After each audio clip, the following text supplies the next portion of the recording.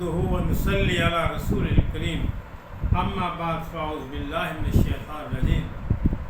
ہم تذکرہ کر رہے تھے ان لوگوں کا جو لوگ احد کے دن شہید ہوئے، یا وہ مشرکین مکہ جو احد کے دن واصل جہنم، اسلام کے حامی اور اسلام کے مخالفین دونوں کا ذکر کیا گیا تھا صاحب کا لیکچرز کے اندر۔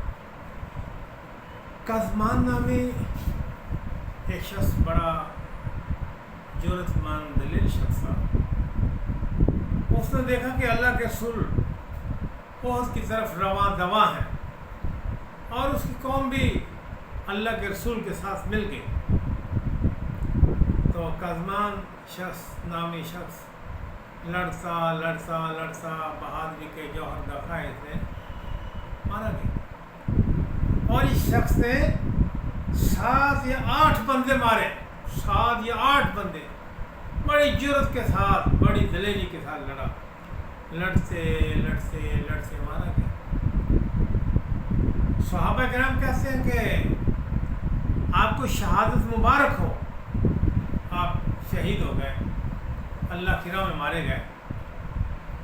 صحابہ نے کہا کہ واللہ لقد ابلیت اليوم یا قزمان فابشر، کہنے کہ خدا کی قسم ہے قزمان، تو نے بڑا نمایاں کارنامہ سر انجام دیا، تجھ کو مبارک و شہادت۔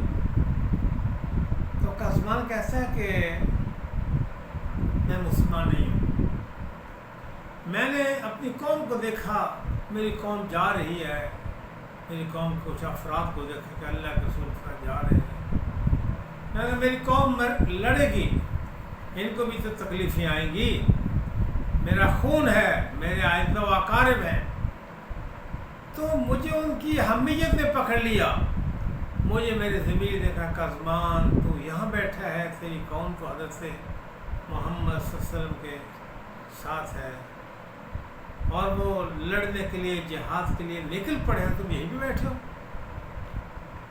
حدیث میں آتا ہے کہ اللہ کے رسول صلی اللہ علیہ وسلم نے فرمایا کہ کسی غیر مسلم کا تعاون نہ لیا جائے جب تک وہ کلمہ نہیں پڑھ لیتا۔ دیکھیں اسلام کس قدر ہمدرد دین ہے، کس قدر خیر خواہ دین ہے۔ اسلام نہیں چاہتا کہ کسی کافر کو میں ایسی مروا دو وہ جہنم میں چلا جائے، اس نے کلمہ ہی نہیں پڑھا وہ جہنم میں چلا جائے گا۔ ہمارے یہاں شہادت ہر اس مرنے والے کو شہید کہہ دیتے ہیں، خواہ اس کا اللہ پر ایمان ہو یا نہ ہو، آخرت پر ایمان ہو یا نہ ہو، وہ اس شہادت کو مانتا ہو یا نہ مانتا ہو، ہر کسی کو شہید کہہ دیتے ہیں۔ غیر مسلموں کو شہید کہہ دیتے ہیں، ہماری قوم کہہ دیتی ہے، اور ایسے افراد کو لوگ شہید کہہ دیتے ہیں جن کا شہادت سے کوئی تعلق ہے ہی نہیں ہے۔ تو شہادت کا مقام، شہادت کا رتبہ اس شخص ملتا ہے جو اعلیٰ وجہ البصیرہ ایمان یقین رکھے اس بات پر کہ میں یہ جو کام کر رہا ہوں اللہ کے لیے کام کر رہا ہوں، میں اللہ کے لیے لڑ رہا ہوں، اللہ کے لیے میں اپنے وطن کا دفاع کر رہا ہوں۔ انما الاعمال بالنیات، اعمال کا دار و مدار نیت پر ہے۔ آدمی مسلمان آدمی ہے، بخشش پر ایمان یقین رکھتا ہے کہ اللہ ہی بخشنے والا ہے، اللہ ہی سزا دینے والا ہے، اللہ ہی مالک الملک ہے، اللہ کی صفات کو مانتا ہو، دل و جان سے مانتا ہو۔ عبداللہ بن جدعان کے بارے میں آتا ہے کہ وہ حجاج کرام کی بڑی خدمت کیا کرتا تھا، ستو پلایا کرتا تھا۔ عبداللہ بن جدعان بہت حاجیوں کی خدمت کرتا تھا۔ اللہ کے رسول صلی اللہ علیہ وسلم سے حضرت عائشہ نے عرض کی کہ کیا اللہ کے رسول عبداللہ بن جدعان جنت میں جائے گا؟ فرمایا نہیں عائشہ، وہ جنت میں نہیں جائے گا، اس نے کبھی بھی نہیں کہا تھا اللہ مغفر لی، یا اللہ مجھے معاف کر دے، یا اللہ مجھے بخش دے۔ جو شخص دنیا کے لیے کام کرتا ہے، دنیا کے لیے نیکی کرتا ہے، اس کو دنیا میں اس کا جو ثواب مل جاتا ہے۔ جو شخص آخرت کے لیے کام کرتا ہے، اللہ تعالیٰ اس کو آخرت میں اجر عطا فرمائے گا۔ انما الاعمال بالنیات، اعمال کا دار و مدار نیتوں پر ہے۔ تو سب سے پہلے بات یہ ہے کہ ہمارا ایمان اللہ پہ ہونا چاہیے، ہمارا راستے کا عقیدہ اللہ پہ ہونا چاہیے۔ نماز روزے کی پابندی، فرائض کی پابندی، سنن کا اہتمام، یعنی لیس البر ان تولوا وجوہکم قبل المشرق والمغرب ولکن البر من آمن باللہ. نیکی یہ نہیں ہے، نیکی کی حقیقت کہ تم مشرق و مغرب کی طرف منہ کر کے نماز پڑھ لو. نیکی یہ کہ اللہ کے ساتھ ایمان لاؤ، رسول کے ساتھ ایمان لاؤ، آخرت کے ساتھ ایمان لاؤ، فرشتوں کے ساتھ ایمان لاؤ. علی کل حال ادخلوا فی السلم کافہ، اسلام میں داخل ہو جاؤ. یہ ہے اسلام. تو اس میں اسلام میں یہ ہے کہ اللہ پر ایمان لائے آدمی، اللہ سے امید رکھے مغفرت کی، بخشش کی. ہمارے یہاں تو مسلمان، بہت سارے مسلمان ایسے ہیں تو کہتے ہیں جی اس زمانے میں تو کوئی قانون نہیں تھا، کوئی دستور نہیں. یہ اللہ کے رسول کے زمانے میں کوئی دستور نہیں. اور اس سے بڑھ کر کیا دستور ہو سکتا ہے؟ اللہ تعالیٰ نے حضرت محمد صلی اللہ علیہ وسلم پر دستور حیات نازل فرمایا. الف لام میم لکھ سے لے کر والناس تک. یہ دستور حیات نہیں ہے، عقل کے اندھو تو اور کیا ہے؟ تمہارا یہ دستور حیات ہے جو تمہارے پاس 73 کا قانون ہے، یہ تو تم خود روڑتے ہو اپنی مرضی کو جیسے چاہتے ہو کر لیتے ہو. تم ایک قرآن ایکٹ کے اندر فرق ڈالو، تم کافر بن جاؤ گے، تم مسلمان نہیں ہو. اسلام تو وہ ہے، اسلام کا یہ قانون ہے، یہ دستور ہے جس میں کسی کو کمی بیشی کی کرنے کی اجازت ہرگز نہیں ہے. انسانی دستور تو انسان کا بنایا ہوا ہے. ایک اللہ کا قانون، اللہ نے فرمایا الیوم اکملت لکم دینکم واتممت علیکم نعمتی ورضیت لکم الاسلام دینا. اللہ کے رسول صلی اللہ علیہ وسلم نے فتح مکہ کے دن فرمایا، حجۃ الوداع کے موقع پر فرمایا کہ حل بلغت، کیا میں نے تم تک دین پہنچا دیا، کیا میں نے تم تک دین پہنچا دیا.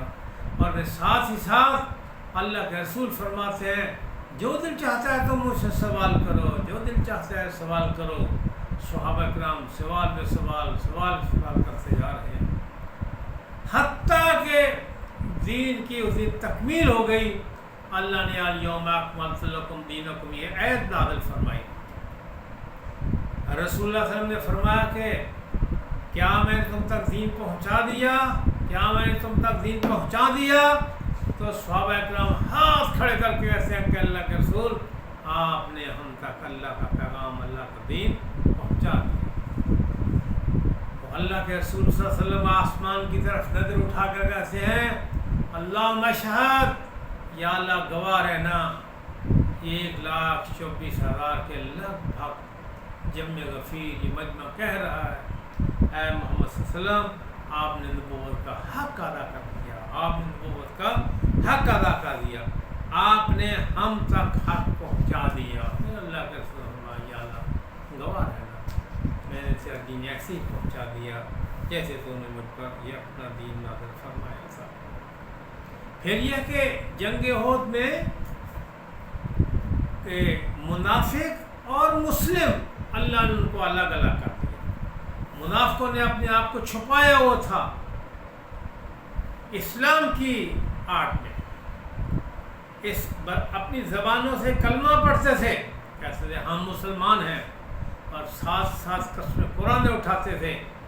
فرمایا اذا جاءک المنافقون قالوا نشهد انک لرسول اللہ.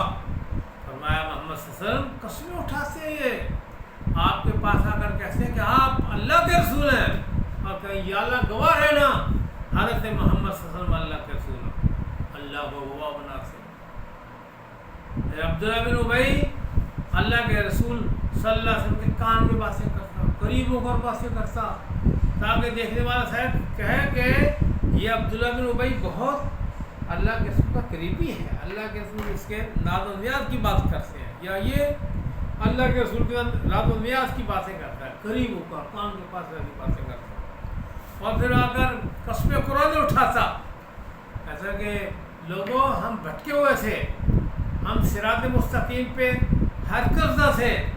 حضرت محمد صلی اللہ علیہ وسلم آئے اشارہ کرتا ممبر کی طرف آئے اور آپ نے ہم کو راہ راست پہ لگا دیا. تو جنگ احد نے مسلمانوں اور منافقوں کو الگ الگ کر دیا.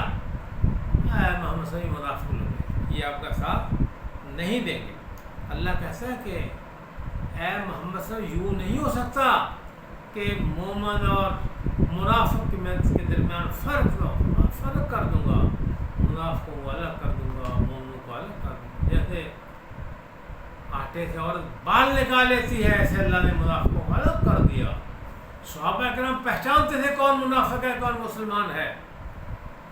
حضرت حذیفہ کو سارے منافقوں کا علم تھا۔ حضرت عمر رضی اللہ عنہ کے بارے میں آتا ہے کہ جس وقت حضرت عمر کی جنابے میں جاتے وہاں پر دیکھ سکتے حضرت حذیفہ ہے، لوگ کہتے ہیں جی ہے، یا حضرت عمر خود دیکھ لیتے رضی اللہ تعالیٰ عنہ وارضان ہو، کیا حذیفہ ہے تو اللہ کے رسول اس جنابے میں شمولیت کرتے، ورنہ اللہ کے رسول کی اس جنابے میں شمولیت حضرت عمر وہ جنازے میں شمولیت نہیں کرتے جس میں حضرت حذیفہ شمولیت نہ کرتے۔ پھر یہ ہے کہ فرمایا کہ اللہ نے چھوٹی سی جماعت مسلمانوں کی 313 پوس کے 700 مختصر سی جماعت، صحابہ کرام کو اللہ نے جھنجھوڑا، انہوں نے اللہ کے رسول کی اجتہادی طور پر مخالفت کی، یعنی اجتہادی طور پر ان سے غلطی ہو گئی۔ انہوں نے کہا کہ اللہ کے رسول نے ہمیں جو فرمایا تھا کہ تم یہیں کھڑے رہنے ذرے پر، اس ذرے کو نہیں چھوڑنا، صرف نتیجہ مکمل نہ ہونے کی صورت تک صاحب نتیجہ مکمل ہو گیا، اللہ نے ہم کو کامیابی دے دی، فتح فرما دی ہے۔ تو انہوں نے جو غلط فہمی سے غلط فیصلہ کیا، اللہ نے اس وجہ سے ان کو آزمائش کے اندر مبتلا کر دیا۔ ہم جان بوجھ کر آمدن کس قدر گناہ کرتے ہیں، کس قدر غلطیاں کرتے ہیں، ہم کو پچھتاوا ہی نہیں ہوتا۔ اللہ فرماتے ہیں من یعمل سوءا اور یظلم نفسہ ثم یستغفر اللہ یجد اللہ غفور الرحیم۔ جو برا کام کر بیٹھے، آپ نے نفس پر ظلم کر بیٹھے، بخشش مانگتا ہے اللہ سے، یا اللہ مجھے معاف کر دے، یجد اللہ غفور الرحیم، وہ اللہ کو بخشہار پائے گا، اللہ تعالیٰ اس کو معاف کر دے گا۔